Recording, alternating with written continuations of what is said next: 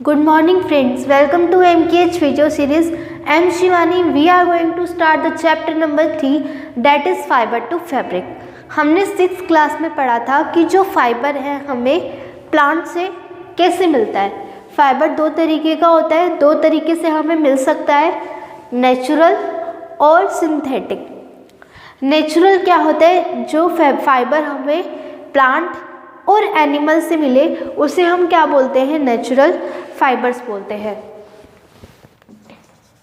Which obtain from plant and animals is known as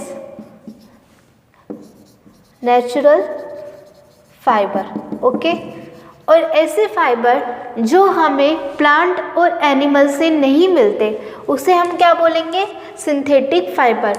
और हम ये बोल सकते हैं which are made from human beings,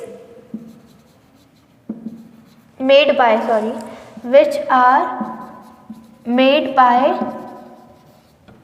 humans in industry is known as synthetic fiber।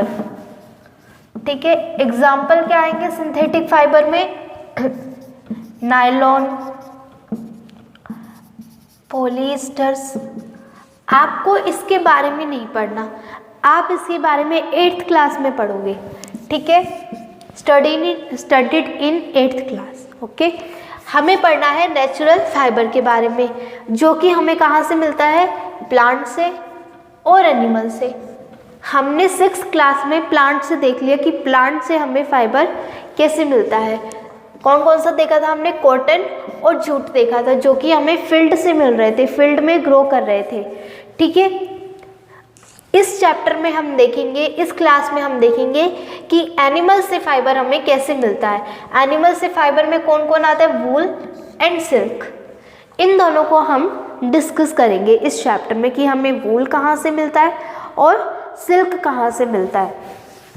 ठीक है, हमने देखा था 6th क्लास में कि फाइबर से हम क्या बनाते हैं, यार्न्स बनाते हैं, और यार्न से क्या बनता है, फैब्रिक बनता है, फैब्रिक से क्या बनता है, क्लोथ बनता है।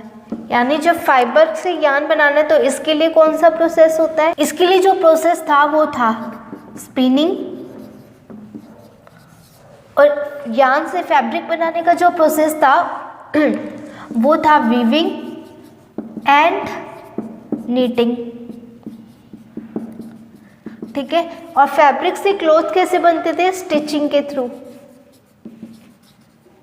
ये हमने 6th क्लास में पढ़ रखा है। ठीक है, इसी तरह से हम वुल को बनाएंगे। ठीक है, अब हम देखते हैं कि वुल, जो हम देख रहे हैं कि एनिमल से हमें वुल मिल रहा है और सिल्क मिल रहा है, तो हम वुल के बारे में क्यों डिस्कस कर रहे हैं, क्यों इतना इम्पोर्टेंट है वुल, क्योंकि हाँ, ये हमें क्या रखता है, वार्म रखता है, हमें विंटर से बचाता है, सर्दियों से बचाता है, ठंड से बचाता है, इसलिए ये ज़रूरी है वुलन। ठीक है, तो अब हम देखते हैं ये वुलन हमें मिलता कहाँ से है।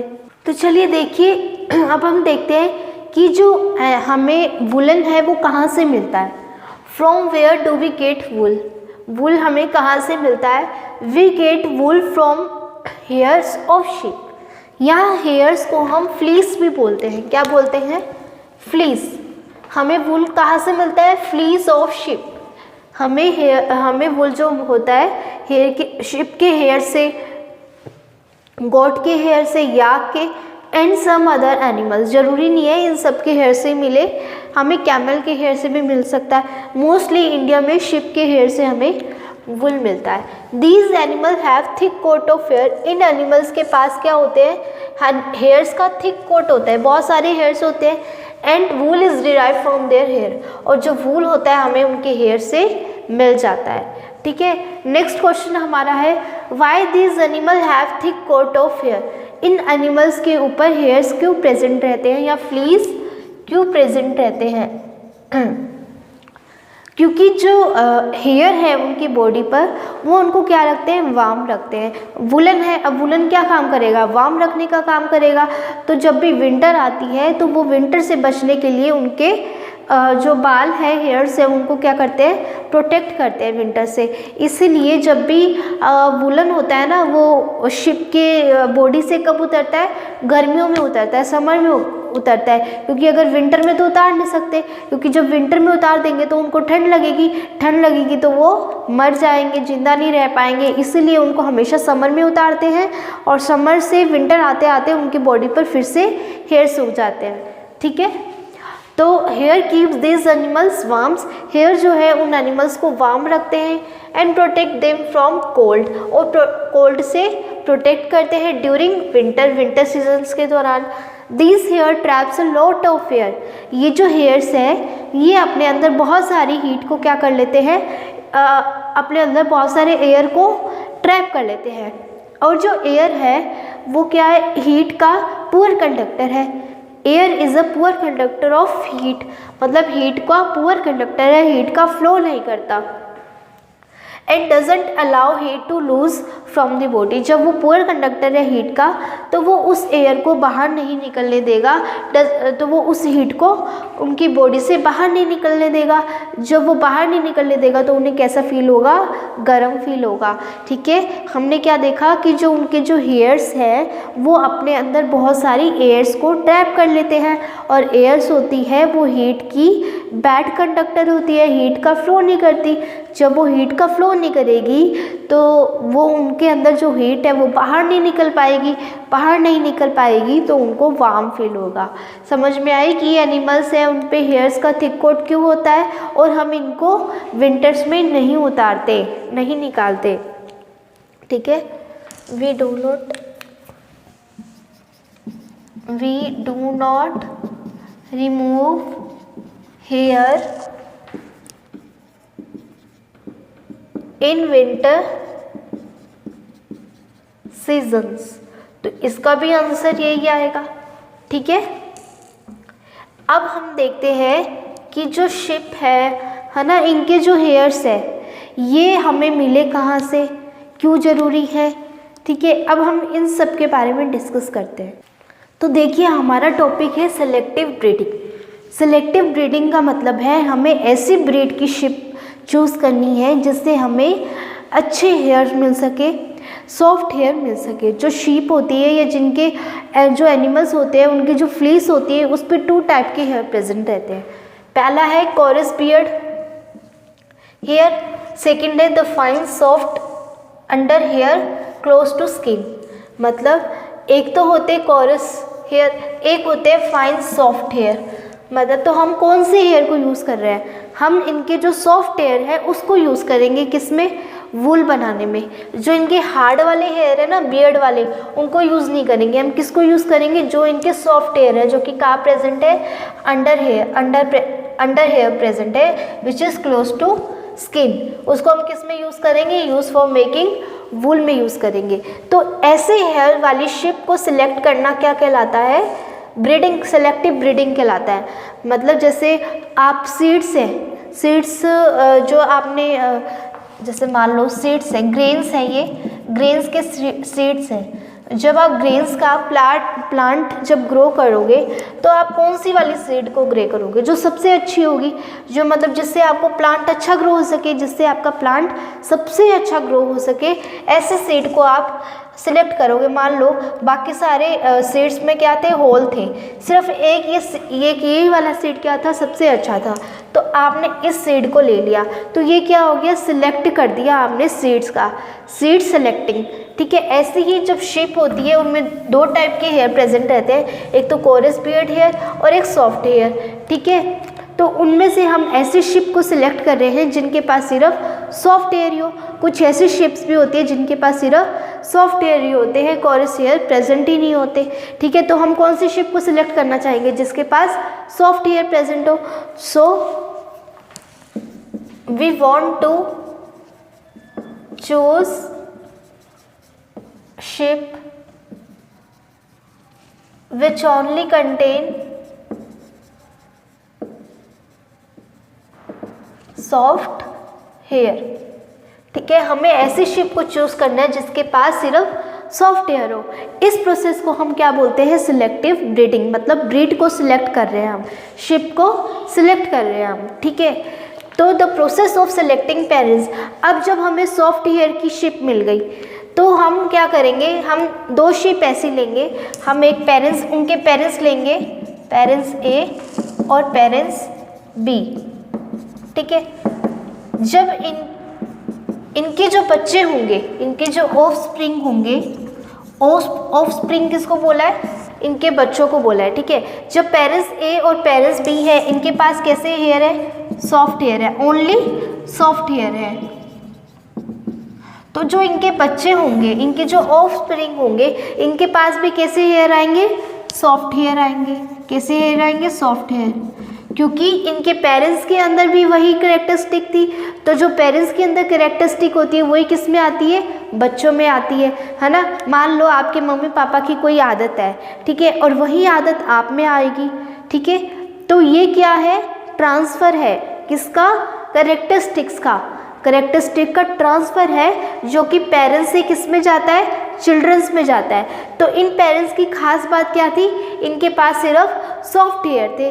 तो जब इनके बच्चे होंगे, इनके जो ऑफस्प्रिंग्स होंगे, उनके पास भी कैसे हेयर प्रेजेंट रहेंगे?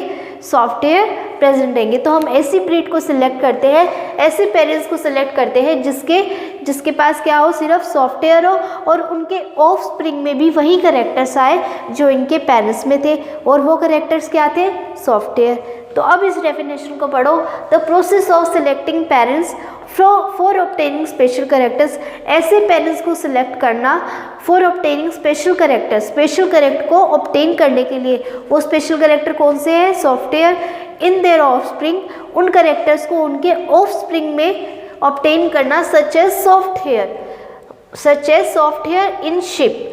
टर्म है सिलेक्टिव ब्रीड। इसको हम क्या बोलते हैं? सिलेक्टिव ब्रीड बोलते हैं। ये बात समझ में आई? अब हम देखते हैं कि जो शिप है वो डिफरेंट पार्ट्स में होती है और अलग अलग नेम से प्रेजेंट रहती है। अलग अलग टाइप की शिप्स प्रेजेंट रहती है।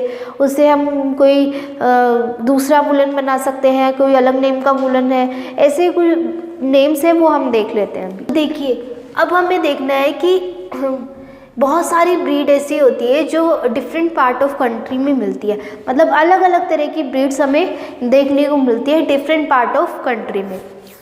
तो जो याक वूल है वो मेनली कहाँ मिलती है?